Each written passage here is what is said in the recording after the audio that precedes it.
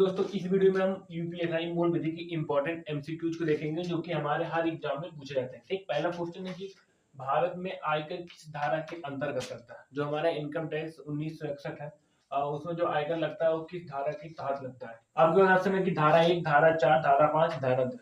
ठीक, तो इसमें से जो धारा 1 होता है, तो सबसे पहले धारा 1 जानेंगे। धारा 1 बताता है कि शीर्षक के बारे में और लागू होने के बारे में और उसके क्षेत्र के बारे में धारा 1 बताता है।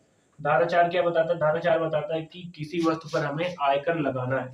ठीक, धारा 5 क्या बताता है? धारा 5 हमको बताता है कि किसी वस्तु के कर का दायरा क्या है। ठीक, और धारा 10 हमको बताता है कि किसी वस्तु पर हम टैक्स नहीं लगा सकते, यानी कि कर मुक्त वस्तुओं के बारे में धारा 10 बताता है। धारा 5 किसी वस्तु के कर का दायरा बताता है।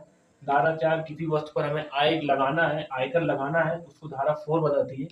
और धारा 1 स्टार्टिंग शीर्षक, लागू होने का डेट और उसके क्षेत्र के बारे में बताता है। तो जिसका सही आंसर हो जाएगा धारा 4, जो कि हमें किसी वस्तु पर आयकर लगाना इसके बारे में बताता है। नेक्स्ट क्वेश्चन है कि दूसरा क्वेश्चन की आवासीय स्थिति किस धारा के तहत निर्धारित की जाती है। ठीक, आपके पास ऑप्शन है धारा 2, धारा 4, धारा 6, धारा 10।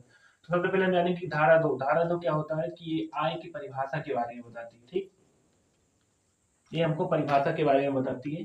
धारा 4 हमको बताती है कि किसी वस्तु पर हमें आयकर लगाना है। ठीक, धारा 6 हमें बताती है आवासीय स्थिति के बारे में और धारा 10 बताती है कर मुक्त वस्तुओं के बारे में।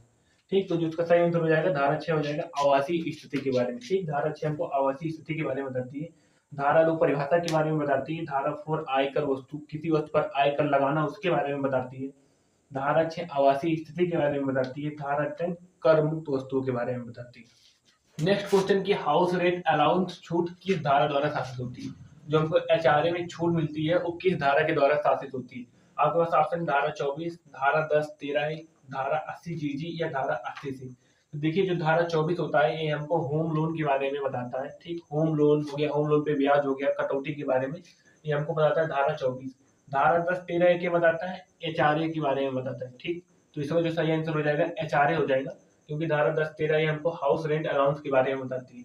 धारा 80 जीजी क्या बताती है? इसमें आपको एचआरए में छूट नहीं मिलेगा। ठीक, ये आपको धारा 80 जीजी बताती है कि एचआरए में छूट नहीं मिलेगा।